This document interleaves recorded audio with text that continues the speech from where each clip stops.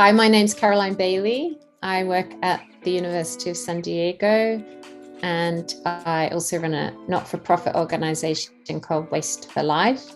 And I started engineering social justice and peace quite a long time ago.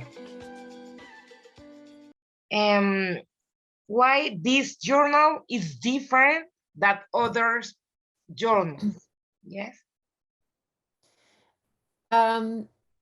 Well, when we, as I mentioned, when we formed it, it was, I don't want to use a jargon term against my principle of not using jargon, but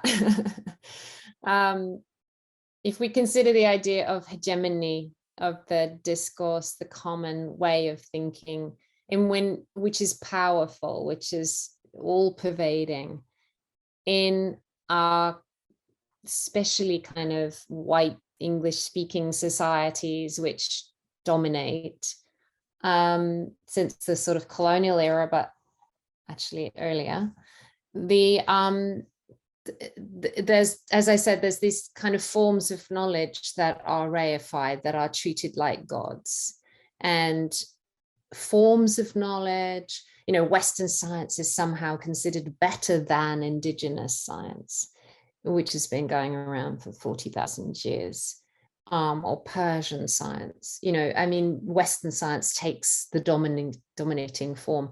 Same thing with academic publishing. It's like the beast, the thing that has to be. And institutions push that. So we were trying to counter hegemonic against the dominant discourse, not only in the way we understand engineering practice in the light of social justice, but also in the form of the acceptable way of sharing those ideas and sharing that scholarly thinking, acting, knowing, being. We don't change practices by using the linear rational thinking of the people who are doing the oppressing. That doesn't happen. You have to get outside of that. You have to get into the rest of your brain and the rest of your body in ways that can support that transformation to better ways of practices that are more just, more equitable, more sustainable. And you can't do that using the existing ways of knowing only. You have to question them. You have to question their assumptions. And we question the assumption that the academic journal paper is the form of knowledge transmission, the only one that counts. Of course it isn't. It's very inaccessible to most of the world. So that's how the form is different and why the form is different. But of course the politics are different too, because any other engineering journal will be very right-wing generally. It would certainly be in keeping with contemporary political economic discourse, in other words, kind of neoliberal capitalist assumptions.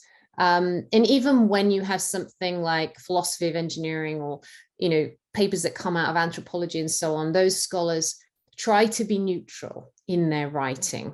They try to not be biased in their politics. And so they write about an issue, but don't necessarily side with that issue. We don't do that. We explicitly allow our bias to come through. Yes, we're biased. We're biased towards social justice, and we don't mind saying it. So that also makes it very different, because generally academic publishing means you've got to be kind of objective. We're not objective. There's no such thing.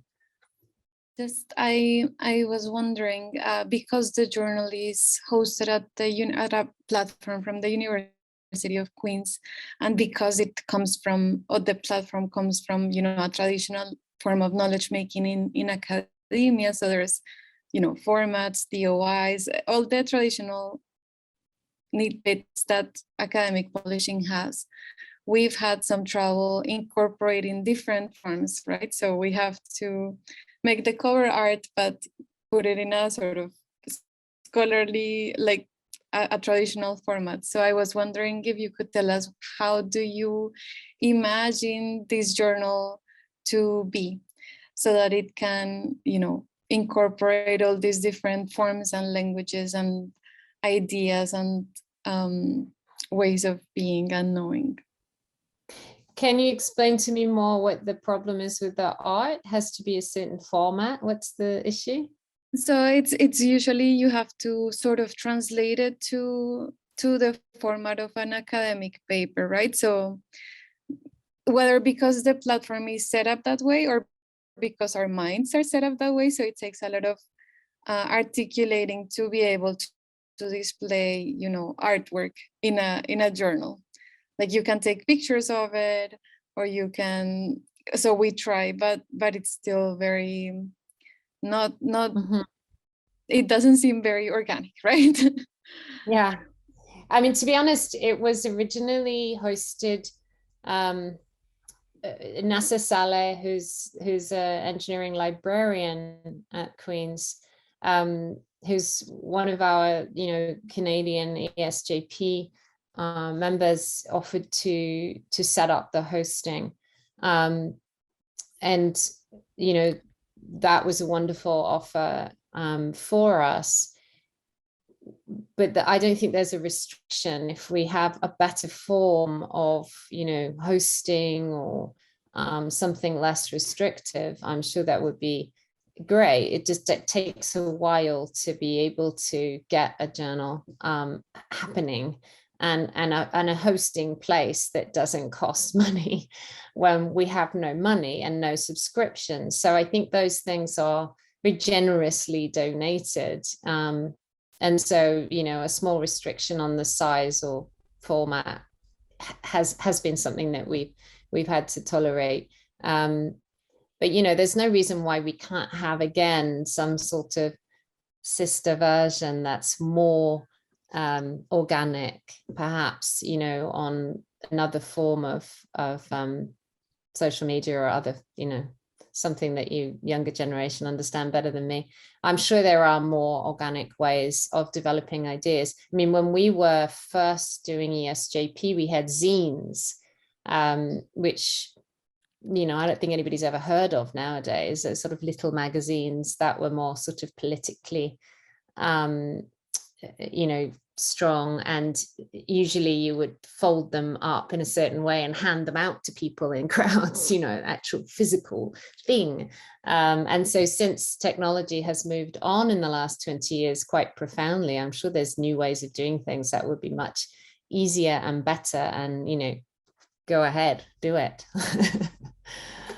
Oh, can you talk a little bit more about that arrangement? Like we just received the platform, and I agree it's great that we don't have to pay anything and things just work out and an issue comes up. But we have no idea. Yeah, to be honest, I don't really want this piece on the video because I don't know much about how that works. And just between you, me, and the four walls, and not the video, the better person to be speaking with is NASA, because I don't really know how he managed to set it up and that we don't pay. I don't know if he pays. I don't think so, but I would ask him directly, because for me it was great. I didn't have to think about it. He managed. He's like, I can get this journal hosted, and I'm like, excellent. So if you want a formal version on the video, you'd need to speak to him. I'm just trying to think if I have his email address. He's at Queen's. I can put it in the chat for you. Thank you. And he's still the host, even though, you know, so if things come up regarding the technical side of the journal, he's the one that solves them, I think. So just ask him, you know, how it's hosted and whether there's a fee. And I don't think there is. It's some sort of, he's very into this idea of copyleft. I don't know if you've heard of that, like free publication, distributed freely. A lot of journals like ASCE, the Journal of Engineering Education, you know, the author themselves has to pay like $1,000, stupid amounts, because it costs, and it's just the same. It's just the same, right? Reviewers work for free. Mm-hmm. Journal editors work for free. hosting it electronically, it doesn't cost very much. And so why do they have to charge so much? You know, they just make money for themselves. That's despicable. Well, we want to avoid that. So yeah, definitely have a chat with Nasser. He's great. How do you envision the journal to be? You know, has that vision sort of changed since 2004, or what do you see? What would you like to see for the future? Well, I wish I could read yours better. I would probably be able to answer better, because I have a feeling that what you're doing maybe closer to the vision even than the English version, but I can't say for sure, but it sounds like it. I think that the journal today, both versions or all three versions, are much closer to the vision than they were. I think that we started with a great vision, but weren't able to realize it because people just were afraid to publish in different ways, and also not used to it. You know, their institutions were not accepting that as a form of publication. Even today, of course, unless the journal has a high rating, people, you know, are advised not to publish in it. And so you almost have to publish here as well as somewhere else in order to get the brownie points, to get the careers and so on. And until the universities stop with their archaic, power hungry, merit-based, you know, reward this, that, and the other, nothing's going to change on that front. People are still publish or perish, you know, all that kind of stuff. But I think that you guys look as if you're closer to it than we ever were. And if I were to have any vision or dream at all, it would be that it continues in that direction, that it continues to be radical in form and content, that, you know, somehow the papers, the art pieces, the poetry, the stories reach different audiences, that they're not just being looked at by academics, but they're being looked at by people from, you know, different communities, and that there's, you know, poems that influence some community member in the suburbs of Bogota, rather than just a, you know, a piece of writing that goes to some academic at the University of Los Angeles, or the equivalents, you know, MIT or whatever in the US. So it, both, you know, in terms of the reach and the audience, and that it makes a difference, that it actually starts to shift the way that we think about knowledge, the way that we think about the practice of engineering, the scholarship of engineering, the education of engineering, in connection to, you know, all the different ways in which we understand social justice and peace. Great, thank you. And just to let you know, this is our second issue that we do multilingual. So the English and the Spanish and Portuguese board come together, and we have pieces in all three languages, some translated, some are not. But it's interesting. Yeah, I heard that it just started happening, and it's just fabulous. Thank you so much for doing that. And I also love the fact that I don't know about everything that's going on. It's really hard. When George Catalano and I kind of started this whole thing, I don't know if you've seen, there's a very funny TED talk where somebody's talking about starting a movement, and this person's like doing this crazy dance, and it's like, until somebody else comes along, the first follower, you're there doing this crazy dance and you're just considered a nutter. And somebody else comes along and they're no longer you doing a crazy dance, you're a movement, right? The two of you form a movement. And George and I together at the beginning was saying, you know, we don't want to be figureheads. We want to be in the background and have this thing just move organically. And of course, the trouble is, you don't want it to move in the wrong direction. You don't want it to go into corporate social responsibility or some other kind of direction. And therefore you're controlling it, which you said you weren't going to do. So how do you sort of guide from behind?